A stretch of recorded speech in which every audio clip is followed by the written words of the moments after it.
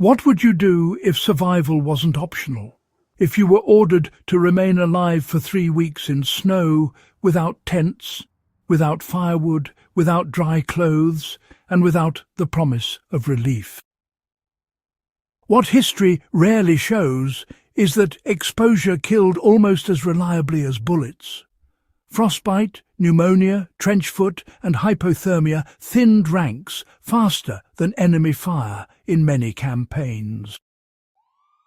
So soldiers adapted, quietly, improvising with earth, wood, canvas and scrap metal. They learned how to trap heat without fire, shed rain without roofs, and rise above mud that never dried. These weren't clever tricks. They were field-tested solutions, repeated across continents under fire. Most of this knowledge has been lost because modern armies rely on supply chains. But when supply chains fail, these methods still work. If a storm came tomorrow and all you had was ground beneath you and what you could carry, would you know how to survive the night? Stay with me. These 8 shelter hacks kept men alive in the worst environments of the 20th century, and, well, they still work now. How trench roofs built from scrap stopped snow and shrapnel. Open trenches were death traps in bad weather. Rain turned them into canals. Snow filled them until movement stopped. Soldiers scavenged corrugated iron from bombed rail yards, barns and factories, laying sheets across trench tops like ribs. Logs replaced metal where iron was scarce. Over these beams they packed soil, mud and sandbags. The result was a crude dugout roof that blocked precipitation, retained heat and concealed movement from aircraft. Even a thin metal sheet layered with mud reduced exposure dramatically. These covers didn't need perfection. They needed weight and overlap. Modern application is straightforward. Any rigid material laid across a depression and sealed with earth creates instant overhead protection. Collapse was a risk, but exposure was worse. Why sandbags sealed with mud created insulated underground shelters? Sandbags alone didn't stop wind. Mud did. Soldiers dug deeper into trench walls, lining them with stacked bags, then plastered every seam with clay or wet soil. Once dried, this earthen shell acted as insulation-cutting drafts and stabilizing temperature. Inside these dugouts, candles stayed lit. Breath didn't freeze instantly. The method required no special tools and worked anywhere soil existed. The key was depth and sealing. And, today the same principle applies when insulating emergency shelters or earth pits. Seal gaps.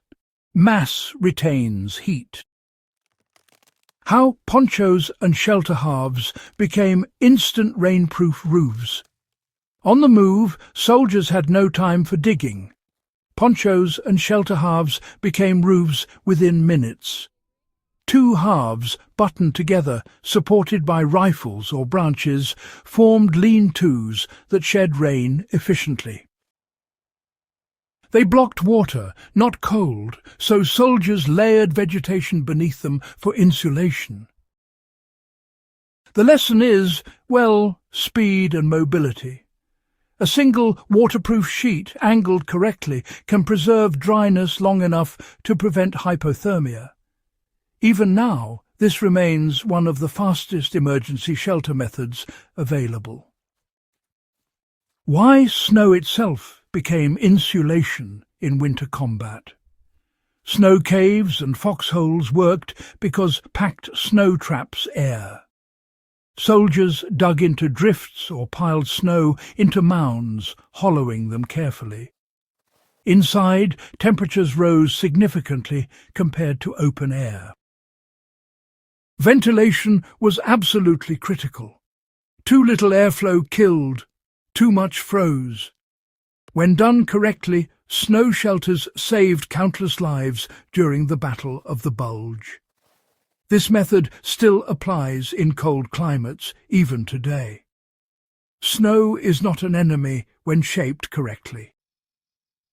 So here's how log-covered bunkers turned forests into, well, fortresses.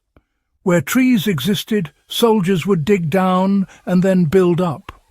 Logs were laid across these dugouts, covered with earth, and, camouflaged to blend right in. These bunkers could actually resist heavy snow loads, muffle sound, and even hide smoke when vented properly. The labour was absolutely brutal, but honestly, the reward was survival through those long, harsh storms. This principle, it really remains unchanged. Earth and timber, when layered correctly, provide insulation, strength, and, of course, concealment, just as they always have.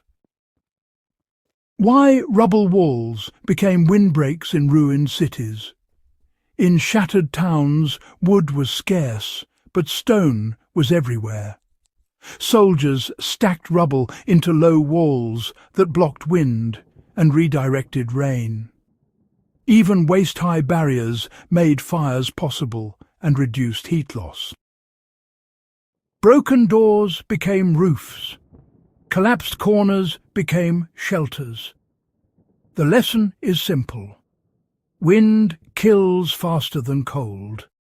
Blocking it buys time. How camouflage nets doubled as weather shields. Camouflage nets stretched over foxholes disrupted aerial detection and caught snow and rain before it reached the ground. Mud and foliage added weight and weather resistance. These overhangs weren't exactly warm, but they kept soldiers unseen and, well, drier than open positions. Concealment and shelter often came from the same material. Why did raised duckboards save lives in endless mud? Well, mud destroyed feet, morale, and health. Duckboards lifted soldiers above standing water. Platforms kept bedding dry. Even just a few inches really mattered. These boards, they rotted quickly, but they prevented trench foot and exhaustion. Even today, the principle still applies anywhere wet ground threatens exposure. Elevation? Well, it equals survival. None of these shelters were comfortable, not by a long shot. They were ugly, temporary, and built under pressure. But they worked. They kept men alive in snow, rain, and mud when nothing else could. The materials were ordinary, but the knowledge was not. We live surrounded by systems that feel permanent, but history, well, it says otherwise. When they fail, survival comes right back to basics. Earth, wood, water, shelter. These soldiers didn't survive because they were tougher. They survived because they adapted. If this knowledge matters to you, help keep it alive. Subscribe to The Past They Hid. Share this with someone who values real history, and remember, survival has always belonged to those who learn quietly before they need it.